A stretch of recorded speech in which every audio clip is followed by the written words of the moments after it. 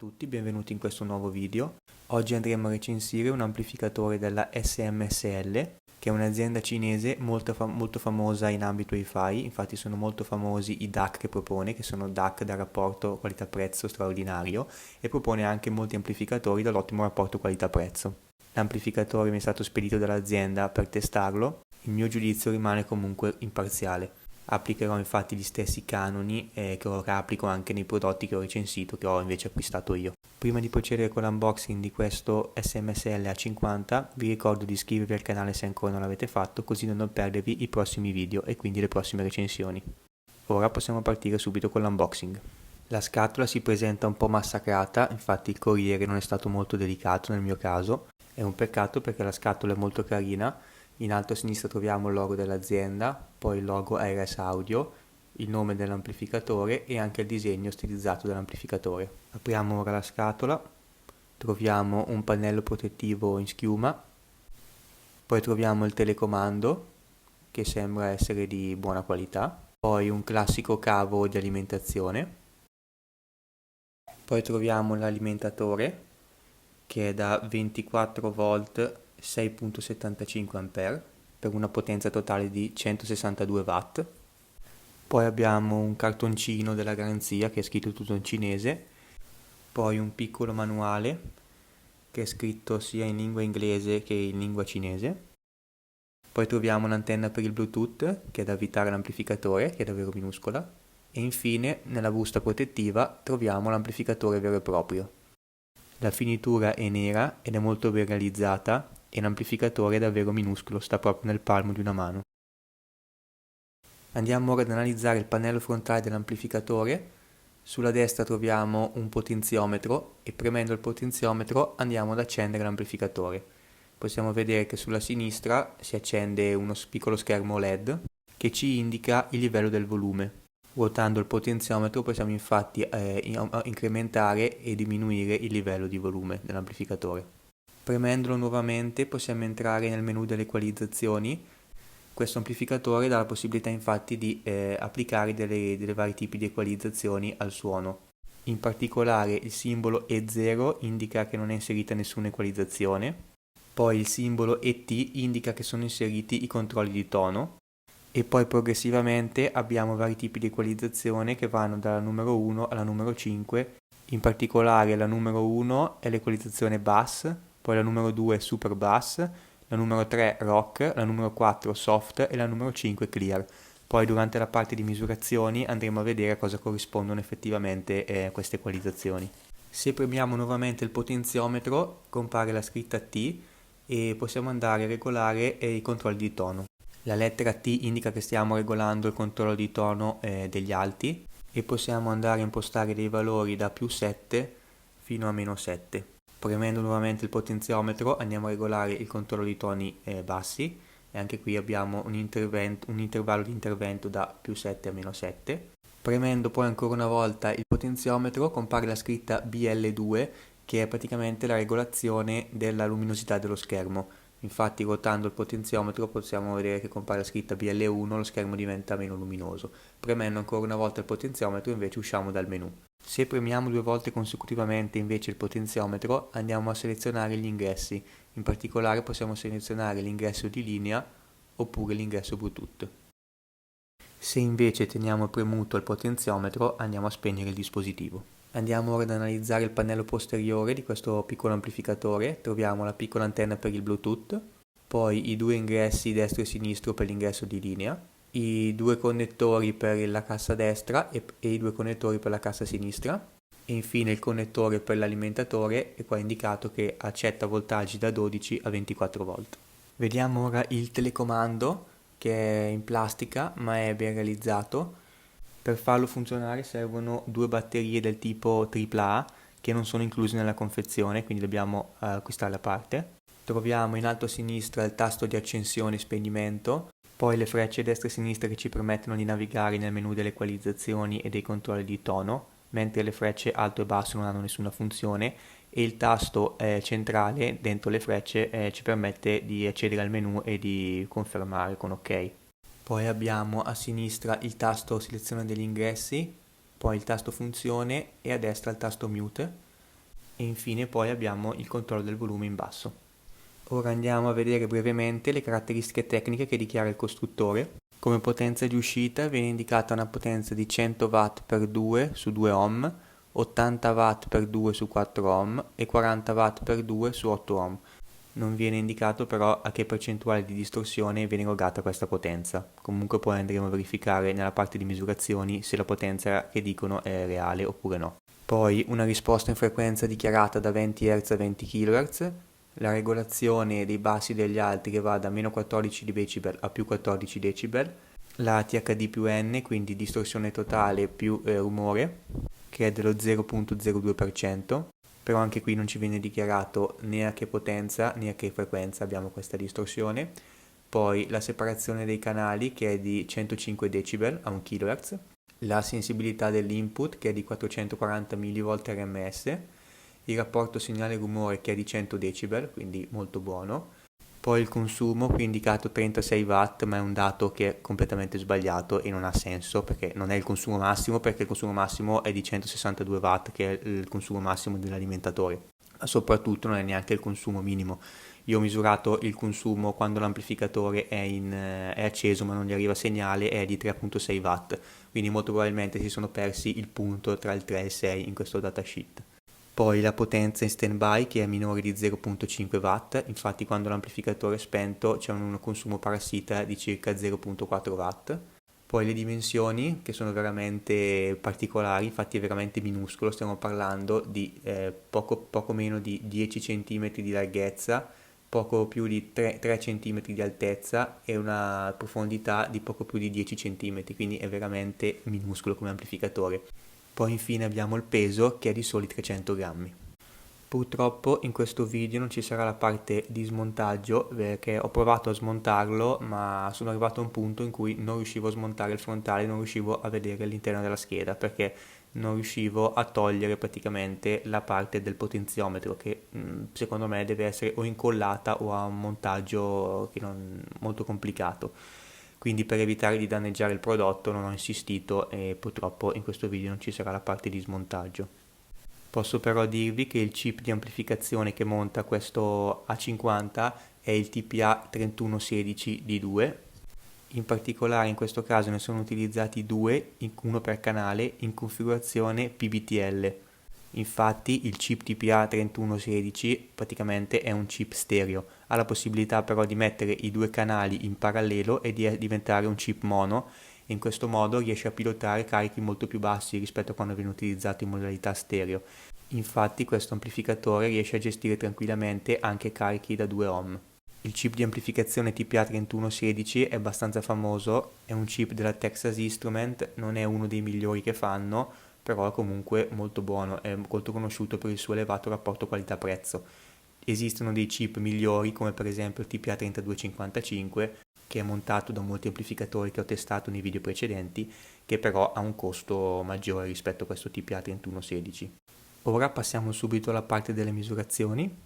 Nel primo grafico andiamo a vedere la differenza di risposta in frequenza su un carico da 2 ohm, la curva gialla, 4 ohm, la curva viola e 8 ohm, la curva azzurra. Come possiamo vedere, per quanto riguarda le frequenze basse e le frequenze medie, le curve sono pressoché identiche, sono solo scalate di circa 0,2 dB. Quando ci spostiamo però sulle frequenze alte la cosa cambia, infatti abbiamo una dipendenza dal carico.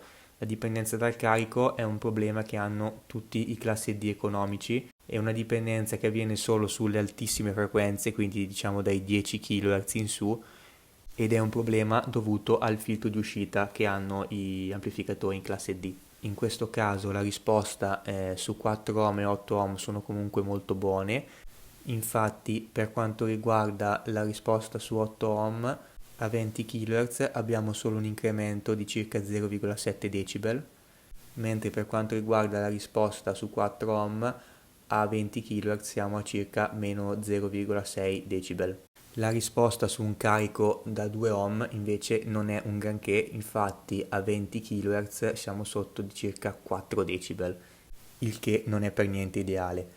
Però teniamo presente una cosa, diffusori che hanno un modulo di impedenza di 2 ohm sono veramente pochissimi e sono veramente pochissimi gli amplificatori che riescono a farli funzionare. Quindi la scelta dei progettisti è stata quella di disegnare, secondo me, un filtro di uscita che sia ottimizzato più per i diffusori da 4 a 8 ohm piuttosto che per quelli da 2 ohm, ed è una scelta secondo me capibile. Il fatto che comunque però questo amplificatore riesca a sopportare carichi da 2 ohm è comunque un buon vantaggio. Infatti spesso diffusori da 4 ohm hanno il modulo dell'impedenza che scende magari per un tratto breve della curva anche a 2 ohm, e quindi avere un amplificatore che riesce a pilotare i 2 ohm ci assicura un pilotaggio migliore anche dei diffusori a 4 ohm che magari scendono leggermente di più di 4 ohm. Poi passiamo al secondo grafico, che invece rappresenta la risposta del canale destro e del canale sinistro su un carico da 8 ohm. Questo grafico serve ad andare a vedere se i due canali sono perfettamente matchati, e in questo caso lo sono, infatti non ci sono praticamente differenze tra i due canali sono perfettamente identici, quindi da questo punto di vista l'amplificatore è perfetto. Andiamo ora a vedere il grafico che rappresenta tutte le curve di equalizzazione che sono presenti nell'amplificatore. Quindi ho semplicemente collegato un carico da 4 ohm all'amplificatore, ho selezionato le varie equalizzazioni e sono andato a misurare la risposta in frequenza. Quindi la curva che rappresenta l'equalizzazione 0, quindi quando non è inserita nessuna equalizzazione, è la curva di colore fucsia, che infatti è totalmente piatta. Notate che la scala in decibel sulla sinistra è variata rispetto ai grafici precedenti e si è rimpicciolita. Poi l'equalizzazione numero 1, che è l'equalizzazione bass, è indicata dalla curva azzurra. Poi l'equalizzazione 2, quindi super bass, è indicata dalla curva nera. L'equalizzazione 3, rock, è indicata dalla curva blu. L'equalizzazione 4, soft, è indicata dalla curva gialla. Infine l'equalizzazione 5, clear, è indicata dalla curva verde. Io non sono un grande fan delle curve di equalizzazione, preferisco ascoltare gli amplificatori in flat, però per chi vuole provare può semplicemente andare a cambiare le equalizzazioni e provare. Abbiamo poi il grafico che rappresenta la risposta in frequenza con i controlli di tono inseriti. In particolare abbiamo la curva blu con entrambi i controlli di tono al massimo, la curva nera quando entrambi i controlli di tono sono aumentati di uno step, e possiamo vedere che l'aumento di uno step del primo step corrisponde a circa un decibel, poi man mano saliamo con i numeri l'incremento aumenta di più. Poi abbiamo la curva fucsia che rappresenta come prima l'amplificatore con i controlli di tono disinseriti. Poi abbiamo la curva gialla che rappresenta entrambi i controlli di tono con uno step in meno. E infine la curva verde che rappresenta entrambi i controlli di tono al minimo. Passiamo ora al grafico che rappresenta la potenza che è riuscito a erogare questo amplificatore. La potenza è stata misurata con entrambi i canali in funzione e con una THD massima dell'1%. In particolare su un carico da 8 ohm l'amplificatore è riuscito a erogare 35 watt per canale, su un carico da 4 ohm circa 64 watt per canale e infine su un carico da 2 ohm circa 74 watt per canale.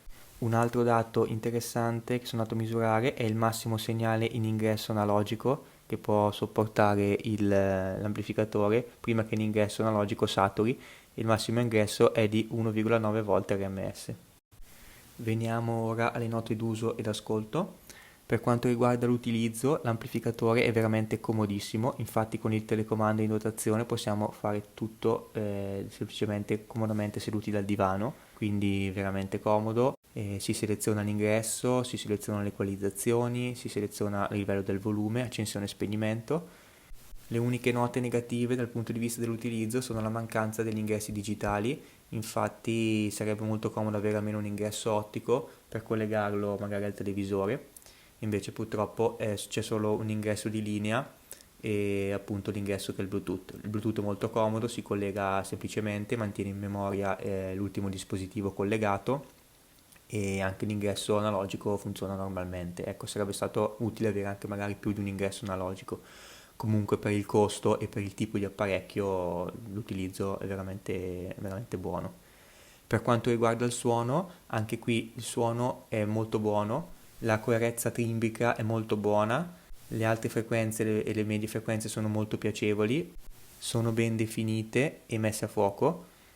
E per quanto riguarda le basse frequenze, ovviamente se collegate ai giusti diffusori, sono anche molto profonde, e il che è impressionante se pensiamo alla dimensioni e alla leggerezza di questo piccolo amplificatore. Veniamo quindi ora ai voti finali.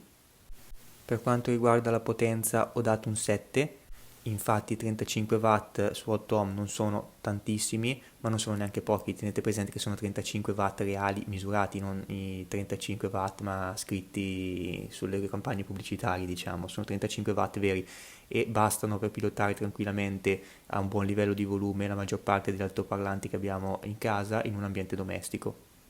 Per la risposta in frequenza vorrei dare 2 voti, 8 se non teniamo conto della risposta su 2 ohm, che a conti fatti nel 99% dei casi non verrà mai utilizzata, diciamo l'amplificatore non si ritroverà mai a operare a 2 ohm a quelle frequenze, e invece un 6,5 se teniamo conto anche della risposta in frequenza sul carico da 2 ohm, che non è per niente buona. Per quanto riguarda il suono ho dato un 8,5. Per quanto riguarda il design ho dato un 9 perché anche se il design è molto semplice e minimale, ma le sue dimensioni e anche la particolarità di avere lo schermo OLED con la luce bianca lo rende a parer mio davvero veramente carino esteticamente, e anche di facile collocazione in un qualsiasi tipo di arredamento. Infatti, essendo molto piccolo, lo puoi piazzare praticamente dove vuoi. Per quanto riguarda la versatilità ho dato un 7,5, visto che ha come pro il fatto di avere il telecomando e il Bluetooth, ma come contro abbiamo solo l'ingresso analogico e il Bluetooth e non abbiamo ingressi digitali. E come rapporto qualità-prezzo ho dato un 9. Per quanto riguarda il prezzo, l'amplificatore si trova su Amazon ad oggi al costo di 75 euro, spedizione inclusa, e il prezzo a parer mio è davvero molto buono. Stiamo infatti parlando di un amplificatore che ha già l'alimentatore incluso, l'ingresso Bluetooth, ingresso analogico, abbiamo un buon chip di amplificazione in classe D di un marchio abbastanza conosciuto del mondo dell'hi-fi, con il telecomando che è una cosa comodissima. A questo prezzo secondo me è veramente un best buy. Vi consiglio però di andare a controllare il prezzo nel link che vi metto in descrizione. È un link che vi porterà direttamente sulla pagina del prodotto su Amazon, perché spesso i prezzi cambiano di giorno in giorno su Amazon e spesso ci sono delle offerte, quindi potrebbe essere che nel momento in cui sto registrando il video il prezzo sia diverso dal momento in cui voi adesso state guardando il video, quindi vi consiglio di andare a vedere tramite il link. Vi ricordo inoltre che è un link affiliato con Amazon, quindi se decidete di acquistare l'amplificatore o qualsiasi altro prodotto su Amazon passando attraverso il link che c'è in descrizione, per voi il prezzo non cambierà neanche di un centesimo, ma Amazon mi riconoscerà una piccolissima percentuale che mi potrebbe aiutare pian piano nel tempo a migliorare il mio setup che utilizzo per realizzare i video. Vi ringrazio di aver visto il video fino alla fine. Se il video vi è piaciuto vi chiedo di lasciare un like e vi ricordo l'iscrizione al canale se ancora non l'avete fatto. Ciao e al prossimo video.